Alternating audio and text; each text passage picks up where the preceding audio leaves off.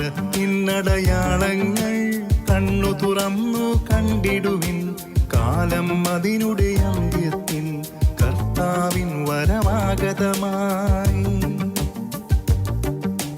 നാസറെത്തും ഫാത്തിമയും മെജ്ഗുറിയായും ചൊല്ലുന്നു, ലോകം ഈ വിധം പോയിടി നാശത്തിൽ ചെന്നെത്തിയിടും.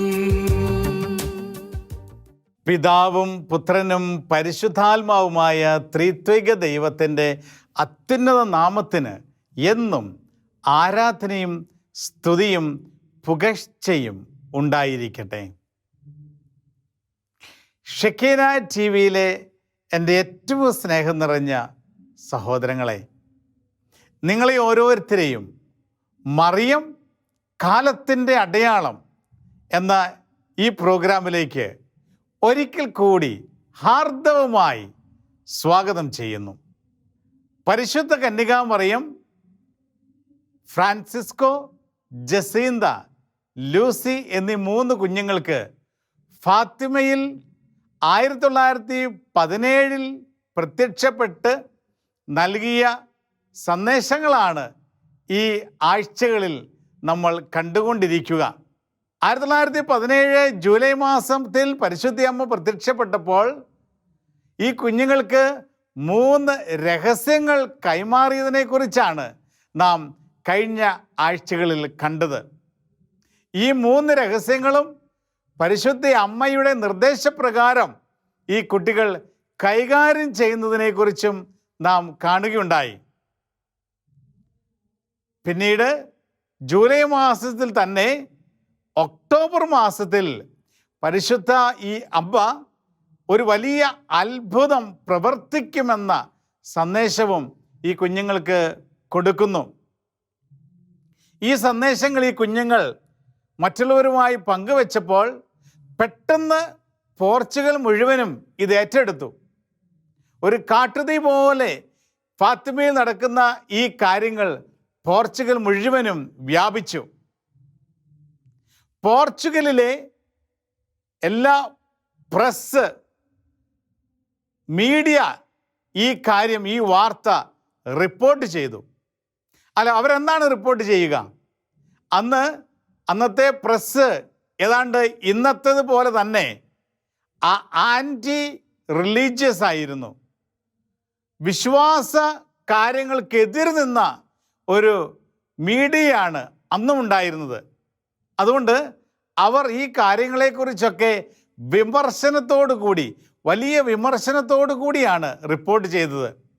ഫാത്തിമയിലുള്ള അമ്മയുടെ പ്രത്യക്ഷപ്പെടലുകളെല്ലാം ഏതാണ്ട് ഈ കാലഘട്ടത്തിൽ എന്നതുപോലെ അവർ വളച്ചൊടിച്ച് വിമർശിച്ച് ആളുകളുടെ അടുത്ത് എത്തിച്ചുകൊണ്ടിരുന്നു. എന്നിട്ട് അന്നുണ്ടായിരുന്ന ഗവൺമെൻറ്റിനെ അവർ വിമർശിച്ചു. ഗവൺമെൻറ്റിന് കാര്യശേഷിയില്ല എന്നും ഈ ഗവൺമെൻറ് കാര്യപ്രാപ്തിയുള്ള ഒരു ഗവൺമെൻറ് ആയിരുന്നുവെങ്കിൽ ഇതിനൊക്കെ നേരത്തെ തന്നെ ഒരു അറുതി വരുത്തുമായിരുന്നെന്നും ഇപ്രകാരമുള്ള കാര്യങ്ങളൊക്കെ ഇത് കൂടുതലായി വ്യാപിക്കുന്നതിൽ നിന്ന് ഗവൺമെൻറ് ഇവരെ തടയുമായിരുന്നുവെന്നും ഒക്കെ പറഞ്ഞ് ഗവൺമെൻറ്റിനെയും ഈ മീഡിയ, പ്രസ് വിമർശിച്ചുകൊണ്ട് എഴുതുകയുണ്ടായി. ഇപ്രകാരം ഗവൺമെൻറ്റിൻ്റെ ചെവിയിൽ, ഭരണാധികാരികളുടെ ചെവിയിൽ ഈ വാർത്തകൾ എത്തി. അവർ വളരെ രൂക്ഷമായി വിമർശിക്കപ്പെട്ടതിനാൽ ഈ കാര്യങ്ങൾ അവർ ഗൗരവമായിട്ടെടുത്തു. ആ ഗവൺമെൻറ്റും പ്രത്യേകിച്ച് ആ സ്ഥലത്തെ ഭരണാധികാരി, മേയർ ഈ വിശ്വാസ കാര്യങ്ങളിൽ വളരെ താല്പര്യത്തോടെ ഇടപെട്ടു. കാരണം അദ്ദേഹം ഒരു വിശ്വാസമില്ലാതിരുന്ന വ്യക്തിയാണ്. വിശ്വാസത്തെയും ക്രൈസ്തവ മൂല്യങ്ങളെയും ഒക്കെ എപ്പോഴും എതിർത്തുകൊണ്ടിരുന്ന ഒരു വ്യക്തിയാണ്. അതുകൊണ്ട് അദ്ദേഹത്തിന് തൻ്റെ പ്ലാനുകൾ വീണ്ടും സഭയ്ക്കെതിരായി, വിശ്വാസികൾക്കെതിരായി ക്രമീകരിക്കുന്നതിന് ഒരു പുതിയ ഐറ്റം അദ്ദേഹത്തിന് വീണ് കിട്ടുകയാണ്. എങ്ങനെയെങ്കിലും ഈ കാര്യങ്ങൾ ജനങ്ങളുടെ ഇടയിൽ തെറ്റിദ്ധരിപ്പിച്ചെത്തിക്കുന്നതിനും ഇപ്രകാരം വിശ്വാസം സംബന്ധിച്ചുള്ള സകല പ്രവർത്തനങ്ങളെയും തകിടം മറിക്കുന്നതിനും ഈ ഭരണാധികാരി ആഗ്രഹിക്കുകയും അതിനു വേണ്ട വഴിയൊരുക്കുകയും ചെയ്തു. പോർച്ചുഗൽ മുഴുവനും ഈ വാർത്ത പ്രചരിച്ചതിനാൽ ഗവൺമെൻറ്റിന് ഫാത്തിമയിലേക്ക് ആളുകൾ വരുന്നതിനെ തടയുവാൻ സാധിക്കുന്നില്ല. ഇതിനെ നിയന്ത്രിക്കുവാനായി ഗവൺമെൻറ് പരമാവധി പരിശ്രമിച്ചുവെങ്കിലും അവർക്കത് സാധിക്കുന്നില്ല. അതിനാൽ ഒരു ചതി ഈ ഭരണാധികാരി അവിടെ പ്ലാൻ ചെയ്യുകയാണ്. അദ്ദേഹം ഇപ്രകാരം ഒരു ചതി പ്ലാൻ ചെയ്തു. താൻ വിശ്വാസിയായി അദ്ദേഹം ചമഞ്ഞു. തനിക്കും ഈ കാര്യങ്ങളിൽ വലിയ താല്പര്യമുണ്ട് എന്നും ഇതൊക്കെ അറിയുവാനും കേൾക്കുവാനും കാണുവാനും അതിയായി ആഗ്രഹിക്കുന്നുവെന്നും നടിച്ച് അദ്ദേഹം തൻ്റെ ചില വ്യക്തികളോട് കൂടെ ഈ ലൂസിയുടെയും കുട്ടികളുടെയും അടുത്ത് അന്നെത്തുകയാണ്. ഓഗസ്റ്റ് മാസം 13-ാം തീയതി 1917 ഓഗസ്റ്റ് മാസം 13-ാം തീയതി പരിശുദ്ധയമ്മ പ്രത്യക്ഷപ്പെടുന്ന സമയത്ത് ഈ കുട്ടികൾ കടന്നു ചെല്ലുമ്പോൾ എങ്ങനെയെങ്കിലും അവിടെ ഈ കുട്ടികളെ എത്തിക്കാതിരിക്കാനായിട്ടുള്ള ചതിയാണ് ഈ ഭരണാധികാരി പ്ലാൻ ചെയ്തത്. ജൂലൈ മാസത്തെ അപ്രീഷൻ കഴിഞ്ഞു. വലിയ കോലാഹലം പോർച്ചുഗൽ മുഴുവനും സൃഷ്ടിച്ചുകൊണ്ടിരിക്കുന്നു. ഇനി ഓഗസ്റ്റ് മാസത്തിൽ 13-ാം തീയതിയാണ് ഈ കന്യക, സ്വർഗത്തിലെ കന്യക, ഈ കുട്ടികൾ അവിടെ എത്താൻ പറഞ്ഞിരിക്കുക. അതുകൊണ്ട് എങ്ങനെയെങ്കിലും 13-ാം തീയതി ഈ കുട്ടികൾ അവിടെ എത്തുന്നത് തടയുവാനായി സ്ഥലത്തെ മേയർ തീരുമാനിച്ചു. അങ്ങനെയാണ് ഈ കുട്ടികളെ ഏതെങ്കിലും രീതിയിൽ അവിടെ എത്തിക്കാതിരിക്കാനായിട്ടാണ് താൻ ഒരു വിശ്വാസിയായി തന്നെ ചിത്രീകരിച്ച് ഈ കുഞ്ഞുങ്ങളുടെ അടുത്ത് എത്തുന്നത്. ഇവർ വിചാരിച്ചു ഇദ്ദേഹം സത്യമാണ് പറയുന്നതെന്ന്. അങ്ങനെ ഈ മേയറുടെ വണ്ടിയിൽ തന്നെ ഈ കുട്ടികൾ കയറി. അങ്ങനെ മേയർ പറഞ്ഞു, ഇത്ര ആളുകളൊക്കെ ഉള്ളതല്ലേ, നിങ്ങളെ ഞാൻ തന്നെ സുരക്ഷിതമായി ഈ സ്ത്രീ പ്രത്യക്ഷപ്പെടുന്ന സ്ഥലത്ത് എത്തിച്ചുകൊള്ളാം എന്നൊക്കെ പറഞ്ഞ് അദ്ദേഹം ഈ വണ്ടിയിൽ കയറ്റി കുട്ടികളെ കൊണ്ടുപോയി. എന്നാൽ അദ്ദേഹത്തിൻ്റെ ചതി ഇപ്രകാരമായിരുന്നു. അദ്ദേഹം ആ കുട്ടികളെ പരിശുദ്ധയമ്മ പ്രത്യക്ഷപ്പെടുന്ന സ്ഥലത്ത് എത്തിക്കുന്നതിന് പകരം അദ്ദേഹം തൻ്റെ വീട്ടിലേക്ക് കൊണ്ടുപോവുകയാണ്. അങ്ങനെ ഈ കുട്ടികൾ തൻ്റെ വീട്ടു തടങ്കലിൽ അദ്ദേഹം പാർപ്പിച്ചു. ഈ കുട്ടികളിൽ നിന്ന് എങ്ങനെയെങ്കിലും കഴിഞ്ഞ മാസം ജൂലൈ മാസത്തിൽ പരിശുദ്ധയമ്മ നൽകിയ 3 രഹസ്യങ്ങൾ ചോർത്തിയെടുക്കണം എന്നുള്ളതായിരുന്നു അദ്ദേഹത്തിൻ്റെ തീരുമാനം. ഈ കുട്ടികളിൽ നിന്ന് ഈ രഹസ്യങ്ങൾ ചോർത്തിയെടുത്തതിന് ശേഷം ഇതൊന്നും സത്യമല്ല എന്നും കുട്ടികൾ നുണ പറഞ്ഞിരിക്കുകയാണ് എന്നും അവരിൽ നിന്ന് എന്തെങ്കിലും ഒരു ക്ലൂ കിട്ടിക്കഴിഞ്ഞാൽ അതുപയോഗിച്ച് സഭയെയും വിശ്വാസത്തെയും ഒക്കെ തകർക്കാൻ സാധിക്കുമെന്നും വിശ്വസിച്ചുകൊണ്ട് തീരുമാനിച്ചുറച്ച് അദ്ദേഹം വീട്ടു തടങ്കലിലായിരുന്ന കുട്ടികളെ പല രീതിയിലും ചോദ്യം ചെയ്തു. എന്നാൽ ഇളയ കുട്ടി മുതൽ മുതിർന്ന കുട്ടി വരെ, ജസീന്തയാണല്ലോ ഏറ്റവും ഇളയ കുട്ടി, ജസീന്ത വളരെ സ്പഷ്ടമായി ഈ കന്യക ഞങ്ങളോട് പറഞ്ഞ രഹസ്യങ്ങൾ തനിക്ക് വെളിപ്പെടുത്താനാകില്ല എന്ന് ഉറച്ച് ആ വ്യക്തിയോട് പറയുകയുണ്ടായി. ഇപ്രകാരം 3 കുട്ടികളും വ്യത്യസ്തമായി അവരെ ചോദ്യം ചെയ്ത സമയത്ത് ഇനി തങ്ങൾക്ക് ഈ കന്യകയിൽ ലഭിച്ച രഹസ്യങ്ങൾ ഒരിക്കലും താങ്കളോട് പറയുകയില്ല എന്ന ഉറച്ച നിലപാട് ഓരോരുത്തരും എടുത്തു. ഭരണാധികാരിക്ക് ദേഷ്യമായി. അതുകൊണ്ട് അവരെ പിറ്റേന്ന് അദ്ദേഹം ജയിലിൽ അടയ്ക്കുകയാണ്.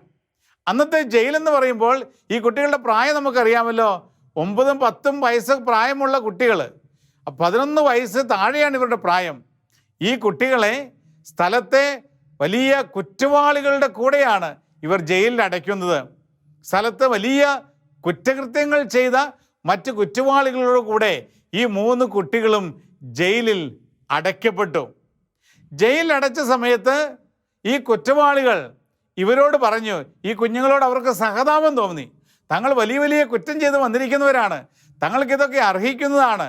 ഈ പീഡനങ്ങളും ഈ പ്രകാരമുള്ള ഇടപെടലുകളൊക്കെ തങ്ങൾക്ക് തങ്ങളുടെ ഓരോ പ്രവൃത്തികൾക്ക് ഒരു പ്രതിഫലമായി അവർ സ്വീകരിച്ചു. എന്നാൽ ഈ കുട്ടികൾ നിരപരാധികളാണെന്ന് അവർക്കറിയാം. അതുകൊണ്ട് ഈ കുട്ടികളോട് ഈ ജയിൽ പുള്ളികൾ പറഞ്ഞു, നിങ്ങൾക്കറിയാവുന്നത് ഈ ഭരണാധികാരിയോട് പറഞ്ഞിട്ട് എങ്ങനെയെങ്കിലും ഈ ജയിലിൽ നിന്ന് രക്ഷപ്പെടാൻ നോക്ക്. കാരണം ഈ ജയിലിൽ കിടക്കുന്നത് അത്ര സുഖമുള്ള കാര്യമല്ല.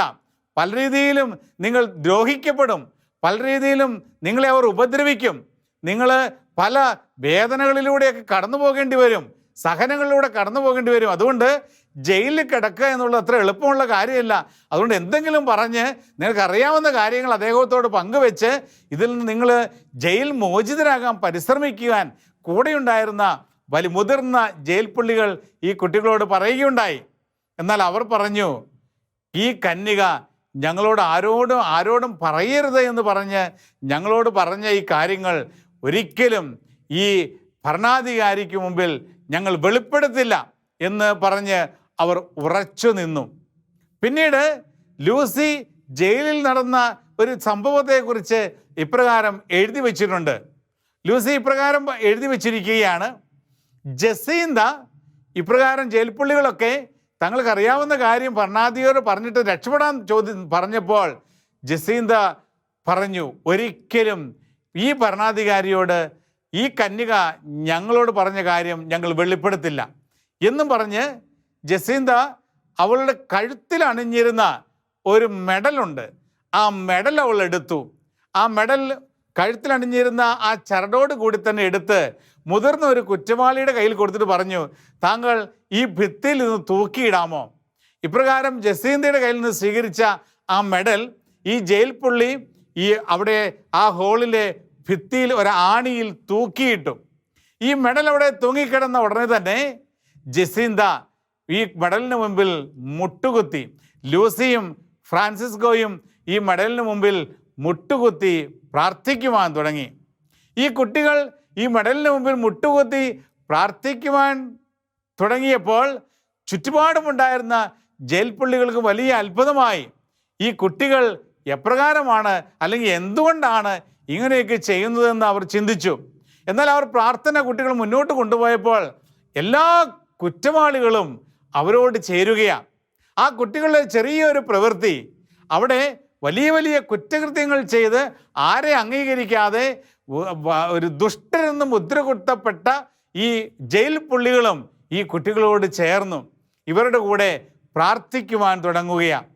കുട്ടികൾ ജപമാല കയ്യിലെടുക്കുന്നു, ജപമാല പ്രാർത്ഥിക്കാനായിട്ട് തുടങ്ങുന്നു. ഇങ്ങനെ ജപമാല പ്രാർത്ഥിച്ചുകൊണ്ടിരുന്ന സമയത്ത് ജസീന്ത മറ്റൊരു കാര്യം കണ്ടു. ജസീന്ത അടുത്തുണ്ടായിരുന്ന കൂടെയുണ്ടായിരുന്ന ഫ്രാൻസിസ്കോയെ ആ കാര്യം കാണിച്ചു കൊടുത്തു. എന്തായിരുന്നു ആ കാര്യം? ചെറിയൊരു കാര്യമാണെന്ന് നമുക്ക് തോന്നും.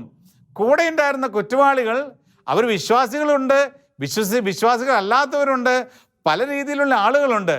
അതിൽ ഒരു വ്യക്തി ഒരു തൊപ്പിയും വച്ചുകൊണ്ട് ജപമാല കൂടെ ചൊല്ലുന്നത് അവർ കണ്ടു.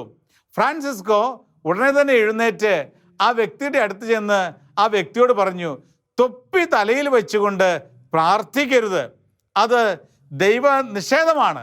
അതുകൊണ്ട് തൊപ്പി തലയിൽ നിന്ന് താങ്കൾ എടുത്തു മാറ്റിയതിന് ശേഷമേ പ്രാർത്ഥിക്കാവുള്ളൂ എന്ന് പറഞ്ഞപ്പോൾ അദ്ദേഹം ഉടനെ തന്നെ ആ വ്യക്തി ആ തൊപ്പി ഊരി, എത്രമാത്രം മുതിർന്ന ഒരു വ്യക്തിയാണെന്ന് ഓർക്കണം, വെറും 9 വയസ്സ് പ്രായമുള്ള ഈ കൊച്ചിൻ്റെ അടുത്ത് തൻ്റെ തലയിലെ തൊപ്പി ഊരി കൊടുത്തിട്ട് അദ്ദേഹം പിന്നെ പ്രാർത്ഥിക്കാനായിട്ട് തുടങ്ങി എന്നാണ് ലൂസി പിന്നീട് എഴുതി വച്ചിരിക്കുന്നത്.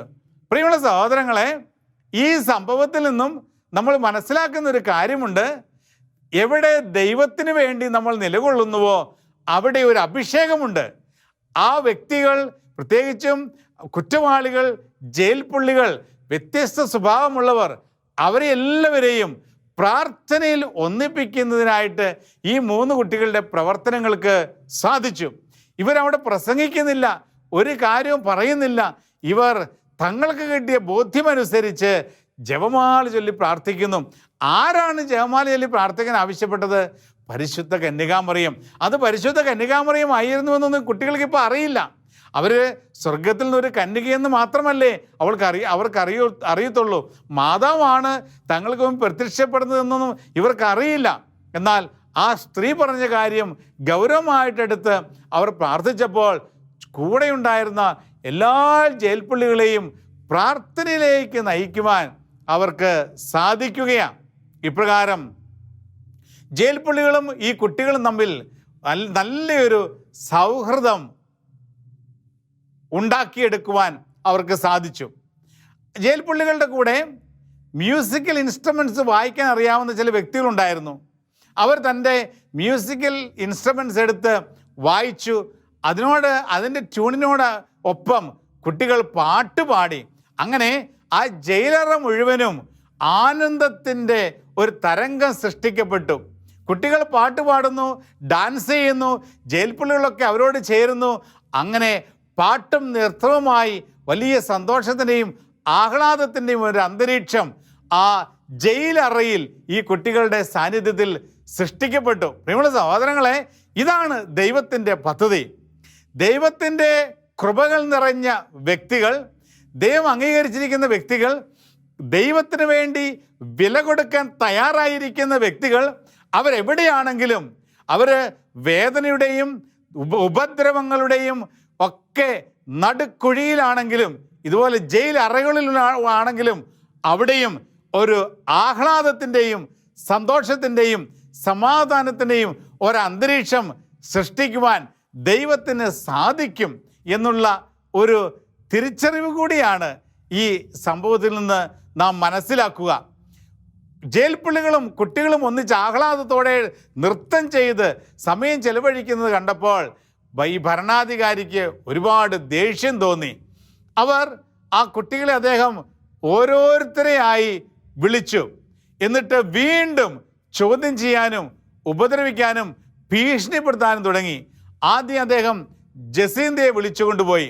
ജസീന്തയോട് പറഞ്ഞു, ഈ രഹസ്യം നീ എന്നോട് പറഞ്ഞിട്ടില്ലെങ്കിൽ ഇത് നിയമത്തിനെതിരാണ്. നീ നിയമത്തിനെതിരായിട്ട് തെറ്റ് ചെയ്യുന്നു. അതുകൊണ്ട് ഈ സ്ത്രീ നിന്നോട് പറഞ്ഞ കാര്യം എന്നോട് പറയുന്നില്ലെങ്കിൽ തിളച്ച എണ്ണയിലിട്ട് നിന്നെ ഞാൻ വധിച്ചു കളയും എന്ന സന്ദേശം ജസീന്തയ്ക്ക് കൈമാറി. ഇത് കേട്ട ഉടനെ എന്താണ് സംഭവിക്കാൻ പോകുന്ന അറിയത്തില്ലാതെ ജസീന്ത പറഞ്ഞു, മരിച്ചാലും ഞാൻ ഈ സന്ദേശം താങ്കൾക്ക് വെളിപ്പെടുത്തുകയില്ല. ഉടനെ അദ്ദേഹം ഗാർഡിനെ വിളിച്ചു. എണ്ണ തിളച്ചോ എന്ന് ചോദിച്ചു. തിളച്ചു എന്ന് പറഞ്ഞു. അങ്ങനെ അവളെ ഭീഷണിപ്പെടുത്തി തിളച്ച എണ്ണയിലിട്ട് വധിക്കുന്നതിന് വേണ്ടി ജസീന്തയെ ഗാർഡിൻ്റെ കൂടെ പറഞ്ഞയച്ചു. പിന്നീട് ഫ്രാൻസിസ്കോയെ അദ്ദേഹം വിളിക്കുന്നു. ഫ്രാൻസിസ്കോയെ വിളിച്ച് ഫ്രാൻസിസ്കോയോടും പറഞ്ഞു, ഇപ്രകാരം നീ എന്നോട് ഈ കാര്യം വെളിപ്പെടുത്തിയില്ലെങ്കിൽ ജസീന്തയെ തിളച്ച എണ്ണയിൽ ഇട്ട് വധിക്കാൻ കൊണ്ടുപോയതുപോലെ നിന്നെയും തിളച്ച എണ്ണയിൽ ഇട്ട് വധിക്കും എന്ന് ഭീഷണിപ്പെടുത്തി. ഫ്രാൻസിസ്കോയും പറഞ്ഞു, നീ എന്നെ വധിച്ചാലും എന്നോട് സ്വർഗത്തിലെ കന്യക പറഞ്ഞ കാര്യം നിനക്ക് വെളിപ്പെടുത്തി തരുകയില്ല എന്ന് ഫ്രാൻസിസ്കോയും ധൈര്യപൂർവ്വം ഭരണാധികാരിയുടെ മുൻപിൽ പറയുകയാണ്. ഇപ്രകാരം ദേഷ്യം കൊണ്ട് ഈ ഭരണാധികാരി ഫ്രാൻസിസ്കോയെയും ഒരു ഗാർഡിൻ്റെ കൂടെ തിളച്ച എണ്ണയിലിട്ട് വധിക്കുന്നതിന് വേണ്ടി പറഞ്ഞയക്കുകയാണ്. അടുത്തതായി ലൂസിയെ വിളിക്കുന്നു. ലൂസിയെ ചോദ്യം ചെയ്യുന്നു. അപ്പോൾ ലൂസിക്കും ഒരു കാര്യം മാത്രം അറിയാം, ജസീന്തയെയും ഫ്രാൻസിസ്കോയെയും തിളച്ച എണ്ണയിലിട്ട് വധിക്കുന്നതിന് വേണ്ടി കൊണ്ടുപോയിരിക്കുകയാണ് എന്ന കാര്യം ലൂസിക്ക് അറിയാം. അപ്പോൾ ലൂസി നിന്ന് വിഷമിക്കുന്നുണ്ട്. ലൂസി ഇപ്രകാരം പറഞ്ഞു, അടുത്ത മുറിയിൽ എൻ്റെ കസിൻസ്, എൻ്റെ പ്രിയപ്പെട്ട എൻ്റെ സഹോദരങ്ങൾ വധിക്കപ്പെടുന്നു എന്നുള്ള ആ ഒരു നടുങ്ങലിലാണ് ലൂസി ഭരണാധികാരിയുടെ മുൻപിൽ നിൽക്കുന്നത്. ഇപ്രകാരം ഭരണാധികാരി ലൂസിയോട് പറഞ്ഞു, അവർ രണ്ടുപേരെയും വധിക്കാനായിട്ട് കൊണ്ടുപോയിരിക്കുക, ഇനി നീ സത്യം പറഞ്ഞാൽ നിനക്ക് രക്ഷപ്പെടാം എന്ന് പറഞ്ഞ് ലൂസിയെ അദ്ദേഹം ആശ്വസിപ്പിക്കുന്നുണ്ട്. എന്നാൽ ലൂസി പറഞ്ഞു, അവർ രണ്ടുപേരും വധിക്കപ്പെടാൻ കൊണ്ടുപോയെങ്കിൽ അതേ പാത സ്വീകരിക്കുവാനാണ് ഞാനും ആഗ്രഹിക്കുന്നത്. അതുകൊണ്ട് എന്നെയും അതുപോലെ വധിക്കുവാനായി കൊണ്ടുപോയാൽ വധശിക്ഷ സ്വീകരിക്കുവാൻ ഞാൻ തയ്യാറാണ്. സ്വർഗത്തിലെ കന്യക എന്നോട് പറയുന്ന കാര്യം താങ്കൾക്ക് ഞാൻ വെളിപ്പെടുത്തുകയില്ല എന്ന ഉറച്ച നിലപാട് ഇപ്രകാരം അവർ സ്വീകരിച്ചു. ലൂസിയും സ്വീകരിച്ചു. അങ്ങനെ ഒരു ഗാർഡ് വന്ന് ലൂസിയെയും മറ്റു മുറിയിലേക്ക് കൊണ്ടുപോയി. അവിടെ ചെന്നപ്പോൾ ലൂസി കണ്ട് അത്ഭുതപ്പെട്ടു പോവുകയാണ്. തൻ്റെ പ്രിയപ്പെട്ടവർ ജസീന്തയും ഫ്രാൻസിസ്കോയും ഒരു കുഴപ്പവുമില്ലാതെ ആ മുറിയിലിരിക്കുന്നു. അവർ തിളച്ച എണ്ണയിൽ ഇട്ടവരെ വധിക്കുമെന്ന ഭീഷണി വെറുതെ കരുതിക്കൂട്ടി ഇവരിൽ നിന്ന് ഈ ഉത്തരം രഹസ്യം ചോർത്തിയെടുക്കുന്നതിന് വേണ്ടി ഭരണാധികാരി നടത്തിയ ഒരു ഒളിച്ചുകളിയായിരുന്നുവെന്ന് ലൂസിക്ക് മനസ്സിലായി. ഇപ്രകാരം അവർ ആഹ്ലാദത്തോടു കൂടി മൂന്ന് പേരും ഒന്നിച്ചു. എങ്കിലും അവരുടെ ഒരു ചെറിയ ദുഃഖമുണ്ടായിരുന്നു. എന്തായിരുന്നു ദുഃഖം? ലൂസിയും ജസീന്തയും ഫ്രാൻസിസ്കോയും ഓർത്ത് വിചാരിച്ചിരുന്നു, മരിക്കുകയാണെങ്കിൽ എത്രയും പെട്ടെന്ന് സ്വർഗത്തിൽ ചെല്ലാമല്ലോ. അപ്പോൾ പറഞ്ഞു, തങ്ങളെ വധിക്കാതിരുന്നതിൽ അവർക്കൊരു ദുഃഖമുണ്ടായി. കാരണം സ്വർഗത്തിലേക്കുള്ള തങ്ങളുടെ പ്രവേശനം അല്പം കൂടി താമസിച്ചിരിക്കുകയാണല്ലോ എന്നോർത്താണ് അവർ ദുഃഖിച്ചത്. പ്രിയമുള്ള സഹോദരങ്ങളെ, ഇപ്രകാരം സ്വർഗത്തിൻ്റെ രാജ്ഞി നൽകിയ ഈ സന്ദേശങ്ങൾ അവർ ഭരണാധികാരിയുടെ ഭീഷണിക്ക് മുമ്പിൽ വഴങ്ങി അത് വെളിപ്പെടുത്തുവാൻ തയ്യാറാകുന്നില്ല. ഈ കൊച്ചു കുട്ടികൾ ഉറച്ചു നിൽക്കുകയാണ്. വ്യത്യസ്തമായി പല രീതിയിൽ തനിച്ചും അവരെ വിളിച്ച് ചോദ്യം ചെയ്തെങ്കിലും എല്ലാവരും ഒരേപോലെ ഈ പരിശുദ്ധ അമ്മ വെളിപ്പെടുത്തരുത് എന്ന് പറഞ്ഞ കാര്യം വെളിപ്പെടുത്താതെ ഉറച്ചു നിൽക്കുവാനായിട്ട് അവർക്ക് സാധിച്ചു. ഈ കുഞ്ഞുങ്ങളിൽ നിന്ന് ഇനി ഒന്നും ലഭിക്കാൻ പോകുന്നില്ല എന്ന് ഉറപ്പുവരുത്തിയ ഭരണാധികാരി 2-3 ദിവസങ്ങൾക്ക് ശേഷം ഓഗസ്റ്റ് മാസം 15-ാം തീയതി ഈ കുട്ടികളുമായി ദേവാലയത്തിലെ ഇടവകയിലേക്ക് പോവുകയാണ്. ഫാത്തിമയിൽ അവരുടെ ഇടവകയിലേക്ക്. ഓഗസ്റ്റ് മാസം 15-ാം തീയതി ആയതിനാൽ മാതാവിൻ്റെ സ്വർഗാരോഹണ തിരുനാൾ ആഘോഷിച്ചിരുന്നതിനാൽ ഇടവകയെ ദേവാലയത്തിന് ചുറ്റും പരിസരത്തുമൊക്കെ ആളുകൾ തിങ്ങിക്കൂടിയിട്ടുണ്ട്. ഇങ്ങനെ ഗവൺമെൻറ് അധികാരികൾ ഈ കുട്ടികളുമായി ഇടവകയിലേക്ക് കടന്നു വന്നത് അവർ മനസ്സിലാക്കി. ഉടനെ തന്നെ അവിടെ ഉണ്ടായിരുന്ന ആളുകൾ പലരും ഈ കുട്ടികൾ തിരിച്ചു വന്നതിനെ തിരിച്ചറിഞ്ഞു. ഇപ്രകാരം ഉടനെ തന്നെ അവർ ഒന്നുചേർന്ന് ഗവൺമെൻറ് അധികാരികൾക്കെതിരായിട്ട് മുദ്രാവാക്യം വിളിക്കുകയും അവരെ കയ്യേറ്റം ചെയ്യാൻ പരിശ്രമിക്കുകയും ചെയ്തു. ഈ സമയത്താണ് ഇപ്രകാരം ആ ഒരു രംഗം വളരെ വഷളാകുമെന്ന് മനസ്സിലാക്കിക്കൊണ്ട് ജസീന്തയുടെയും ഫ്രാൻസിസ്കോയുടെയും പിതാവ് ഉടനെ രംഗത്തെത്തുകയും അവരെ ഈ അധികാരികളെ ഉപദ്രവിക്കുന്നതിൽ നിന്നും കയ്യേറ്റം ചെയ്യുന്നതിൽ നിന്നും പിന്തിരിപ്പിച്ച് അയക്കുകയും ചെയ്തുവെന്നാണ് പറയപ്പെടുന്നത്. ഇപ്രകാരം കുട്ടികൾ വീണ്ടും അവരുടെ കുടുംബത്തോട് ഒന്നിക്കുകയാണ്. ഈ കുട്ടികൾ അവരുടെ കുടുംബത്തോട് വീണ്ടും ഒന്നിച്ച സമയത്ത് വളരെ സന്തോഷത്തോടു കൂടി ഫ്രാൻസിസ്കോയുടെയും ജസീന്തയുടെയും മാതാപിതാക്കൾ അവരെ സ്വീകരിച്ചു. ജസീന്തയുടെയും ഫ്രാൻസിസ്കോയുടെയും മാതാപിതാക്കൾ സന്തോഷത്തോടു കൂടി അവരെ സ്വീകരിച്ചു. എന്നാൽ ലൂസിയുടെ മാതാപിതാക്കൾ ഒന്നും സംഭവിക്കാത്ത രീതിയിൽ അവളോട് പെരുമാറുകയാണ്. അതായത് ലൂസിയുടെ മാതാപിതാക്കൾ വളരെ ഇൻഡിഫറൻ്റായി. അവൾ വീട്ടിൽ നിന്ന് അവളെ തട്ടിക്കൊണ്ടുപോയ കാര്യമോ ഒന്നും അവർ ചർച്ച ചെയ്യുന്നില്ല. ലൂസി തിരിച്ചു വന്നപ്പോൾ അവളോട് പരിപരുത്ത രീതിയിലാണ് അവളോട് പ്രത്യേകിച്ച് അമ്മ ഇടപെട്ടത്. ഒരു മകൾ നഷ്ടപ്പെട്ടിട്ട് തിരിച്ചു വന്നപ്പോൾ ഉണ്ടായ ഒരു സന്തോഷമൊന്നും ഈ അമ്മ പ്രകടിപ്പിക്കുന്നില്ല. അങ്ങനെ വളരെ വേദനയോടുകൂടി ലൂസി ഈ അനുഭവത്തിലൂടെ കടന്നു പോവുകയാണ്. വീണ്ടും ഈ 3 കുട്ടികളും ഒന്നിച്ചപ്പോൾ അവർ തങ്ങൾക്ക് ജയിലിൽ നിന്നുണ്ടായ തിക്താനുഭവങ്ങൾ പങ്കുവയ്ക്കുകയും ഈ സഹനങ്ങളൊക്കെ വീട്ടിലേക്ക് തിരിച്ചെത്തിയപ്പോൾ ലൂസിക്കുണ്ടായ അമ്മയിൽ നിന്ന് കിട്ടിയ പ്രതികരണമൊക്കെ പങ്കുവെച്ചപ്പോൾ ഫ്രാൻസിസ്കോ ഇപ്രകാരം പറഞ്ഞു, നമ്മൾ ഒരിക്കലും വേദനിക്കരുത്, നമ്മൾ നിരാശപ്പെടരുത്, നമുക്കിതൊക്കെ ഈശോയ്ക്ക് കാഴ്ചവെക്കാം. പാപികളുടെ മാനസാന്തരത്തിന് വേണ്ടി ഈ സഹനങ്ങളൊക്കെ ഈശോയ്ക്ക് കാഴ്ചവെക്കാം എന്നും പറഞ്ഞ് ഫ്രാൻസിസ്കോ മറ്റുള്ളവരെ ശക്തിപ്പെടുത്തി. ഉടനെ തന്നെ ആ സമയത്ത് ജസീന്ത ഇടയ്ക്ക് കയറി കൂട്ടിച്ചേർത്തു, നമുക്ക് മാർപ്പാപ്പയ്ക്കും കൂടി വേണ്ടി പ്രാർത്ഥിക്കാം. മാർപ്പാപ്പയ്ക്ക് വേണ്ടിയും അതോടൊപ്പം തന്നെ ലോകത്തെമ്പാടുമുള്ള പാപികളുടെ മാനസാന്തരത്തിന് വേണ്ടി നമുക്ക് പ്രാർത്ഥിക്കാം. ഒപ്പം പരിശുദ്ധ കന്യകാമറിയത്തിൻ്റെ വിമല ഹൃദയത്തിനെതിരായി ചെയ്യുന്ന എല്ലാ പാപങ്ങൾക്കും പരിഹാരമായും നമ്മുടെ ഈ സഹനങ്ങളൊക്കെ നമുക്ക് കാഴ്ചവെക്കാം എന്ന് ജസീന്ത പറഞ്ഞു. കാരണം അതിനു മുമ്പത്തെ പ്രത്യക്ഷപ്പെടലിൽ ഈ സ്ത്രീ ഇപ്രകാരം പറഞ്ഞിരുന്നു, പരിശുദ്ധ അമ്മയുടെ വിമല ഹൃദയത്തിനെതിരായി ചെയ്യുന്ന എല്ലാ പാപങ്ങൾക്കും നിങ്ങൾ പരിഹാരം ചെയ്യണമെന്ന്. അപ്പോൾ ജസീന്ത കൂട്ടിച്ചേർത്തു, ഇനി നമുക്ക് നമ്മുടെ ഈ സഹനങ്ങളൊക്കെ, നമ്മൾ കടന്നുപോയ അനുഭവങ്ങളൊക്കെ ഫ്രാൻസിസ്കോ പറഞ്ഞതുപോലെ ലോകത്തെമ്പാടുമുള്ള പാപികളുടെ മാനസാന്തരത്തിന് വേണ്ടി കാഴ്ചവെക്കുന്നതോടൊപ്പം തന്നെ മാർപ്പാപ്പയ്ക്ക് വേണ്ടിയും അതോടൊപ്പം തന്നെ പരിശുദ്ധ അമ്മയുടെ വിമല ഹൃദയത്തിനെതിരായി ചെയ്യുന്ന എല്ലാ പാപങ്ങൾക്കും പരിഹാരമായും നമുക്ക് കാഴ്ചവെക്കാമെന്ന് പറഞ്ഞ് മറ്റുള്ളവരെ ജസീന്തയും അതോടൊപ്പം തന്നെ ഫ്രാൻസിസ്കോയും ശക്തിപ്പെടുത്തുന്നത് നമ്മൾ കാണുന്നുണ്ട്. ഓഗസ്റ്റ് മാസം 13 ഈ കുട്ടികളെ ഗവൺമെൻറ് അധികാരികൾ തട്ടിക്കൊണ്ടുപോയതിനാൽ പരിശുദ്ധ അമ്മയുടെ സാധാരണമായുള്ള പ്രത്യക്ഷപ്പെടൽ സംഭവിച്ചില്ല. പരിശുദ്ധ അമ്മ എല്ലാ മാസം 13 അവിടെ കുട്ടികളോട് വരണമെന്നാണല്ലോ അറിയിച്ചിരുന്നത്.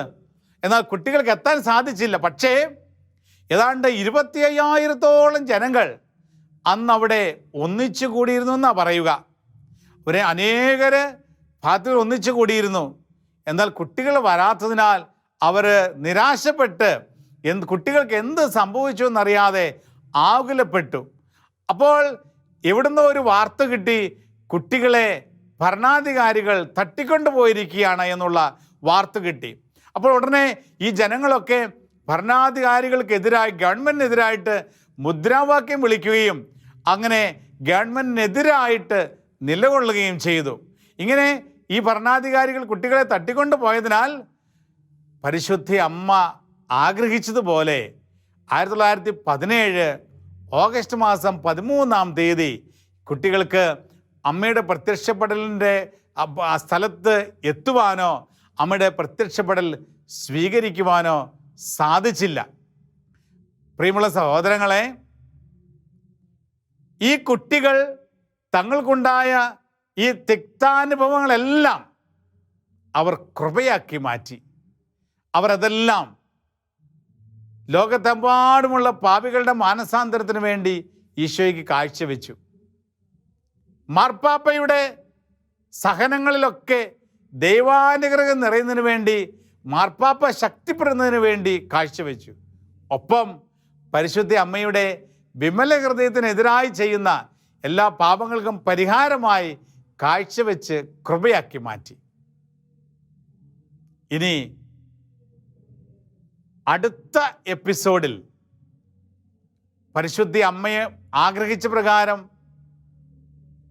ഓഗസ്റ്റ് 13 കുട്ടികൾക്ക് അമ്മയുടെ അടുത്ത് എത്തുവാൻ സാധിച്ചില്ലെങ്കിലും പിന്നീട് പരിശുദ്ധ അമ്മ എപ്രകാരമാണ് ഇവരുടെ ജീവിതത്തിൽ ഇടപെടുന്നത് എന്ന് നമുക്ക് കാണുവാനായിട്ട് സാധിക്കും. ഇന്ന് നമുക്കൊന്നു ചേർന്ന് പരിശുദ്ധ അമ്മയുടെ ഈ പ്രത്യക്ഷപ്പെടൽ തടസ്സപ്പെട്ട ആ കുട്ടികളുടെ ജീവിതത്തിൽ പരിശുദ്ധ അമ്മ മാറി നിൽക്കാതെ അവരെ ചേർത്ത് നിർത്തിയ അനുഭവത്തിലൂടെ നമ്മൾ കടന്നു പോകുമ്പോൾ ലൂസിയുടെ വാക്കുകൾ നമുക്ക് ശക്തി പ്രദാനം ചെയ്യുന്നു. ലൂസി ഇപ്രകാരം പിന്നീട് എഴുതി വയ്ക്കുകയുണ്ടായി: ഞങ്ങൾ ഈ സഹനങ്ങളിലൂടെയൊക്കെ കടന്നു പോയപ്പോഴും സ്വർഗത്തിൽ നിന്നും ഞങ്ങൾക്ക് പ്രത്യേകമായ കൃപകൾ അനുഭവിക്കുവാനായിട്ട് സാധിച്ചിരുന്നുവെന്ന്. ഞങ്ങളെ ചോദ്യം ചെയ്തപ്പോഴും വധഭീഷണി മുഴക്കിയപ്പോഴും വീട്ടുകാർ തള്ളിപ്പറഞ്ഞപ്പോഴും ഒക്കെ തകരാതിരുന്നത് സ്വർഗത്തിൽ നിന്നും ഒരു പ്രത്യേക കൃപ ഞങ്ങൾക്ക് തന്നതുകൊണ്ടാണ്, അത് ഞങ്ങൾ സ്വീകരിച്ചത് കൊണ്ടാണ് ഈ അനുഭവങ്ങളിലൂടെയൊക്കെ കടന്നു പോകുവാൻ ഞങ്ങൾക്ക് സാധിച്ചത് എന്ന് ലൂസി പിന്നീട് പങ്കുവയ്ക്കുന്നു. പ്രിയമുള്ള സഹോദരങ്ങളെ, ഇതുതന്നെയാണ് നമ്മുടെയൊക്കെ ജീവിതങ്ങളിലും ലഭിക്കുക. നമ്മുടെയൊക്കെ സഹനങ്ങളിലൂടെ കടന്നു പോകുമ്പോഴും നമ്മളതെല്ലാം ദൈവ പിതാവിന് മുമ്പിൽ യേശു നാമത്തിൽ കാഴ്ചവെക്കുമ്പോൾ അതൊക്കെ അതിജീവിക്കുവാനുള്ള ഒരു പ്രത്യേക കൃപ സ്വർഗത്തിൽ നിന്ന് ലഭിക്കുമെന്നുള്ള ഒരു തിരിച്ചറിവ് കൂടി ഈ ഫാത്തിമ സന്ദേശങ്ങളിൽ നിന്ന് നമുക്ക് ലഭിക്കുക. അതുകൊണ്ട് നമുക്ക് പ്രാർത്ഥിക്കാം, പരിശുദ്ധ അമ്മയോട് ചേർന്ന് പ്രാർത്ഥിക്കാം. അമ്മ മാറി നിൽക്കുന്ന അനുഭവത്തിലൂടെ ചിലപ്പോൾ നമ്മൾ ഈ ലോകത്ത് കടന്നു പോകുമ്പോഴും എല്ലാ സഹനങ്ങളും അമ്മയുടെ വിമല ഹൃദയത്തിലൂടെ ഈശോയ്ക്ക് സമർപ്പിച്ചുകൊണ്ട് കൃപയാക്കി മാറ്റുവാൻ ആഗ്രഹിച്ചുകൊണ്ട് നമുക്കും പ്രാർത്ഥിക്കാം. വിശുദ്ധ ലൂയിസ് ദി മോൺഫോർട്ടിനോട് ചേർന്ന്, വിശുദ്ധ ജോൺ പോൾ രണ്ടാമൻ മാർപ്പാപ്പയോട് ചേർന്ന് നമുക്ക് പ്രാർത്ഥിക്കാം: ഓ മറിയമേ, എൻ്റെ അമ്മേ, ഞാൻ മുഴുവനും അമ്മയുടേതാണ്. എന്നെ പിതാവും പുത്രനും പരിശുദ്ധാത്മാവുമായ ത്രിത്വിക ദൈവത്തിൻ്റെ മാത്രം സ്വന്തമാക്കി മാറ്റണമേ എന്ന്.